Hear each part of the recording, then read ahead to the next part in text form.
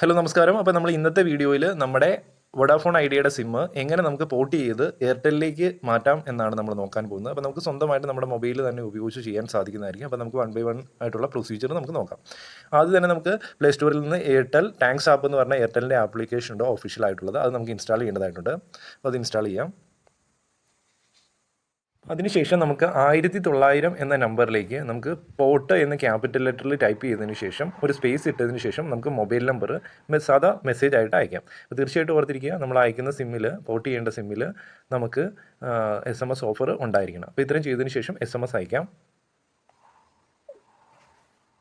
തന്നെ നമുക്ക് 1901 എന്ന നമ്പറിൽ നിന്ന് നമുക്ക് ഒരു UPSC for your mobile number എന്ന് പറഞ്ഞുകൊണ്ട് നമുക്കിവിടെ ഒരു UPSC നമ്പർ കിട്ടും. അതപ്പോൾ നമ്മൾ കയ്യിൽ വെക്കുക.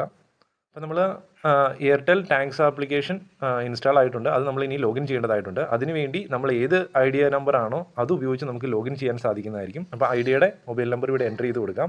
എയർടെൽ ഈ ഒരു ആപ്ലിക്കേഷനിലേക്ക് ലോഗിൻ ചെയ്യുന്നതിന് വേണ്ടി ഒരു OTP വരുന്നതായിരിക്കും, അതും വെരിഫൈ ചെയ്യേണ്ടതായിട്ടുണ്ട്.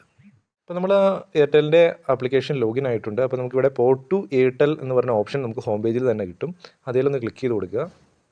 ഇവിടെ കുറച്ച് ഡീറ്റെയിൽസ് ചോദിക്കുന്നുണ്ട്.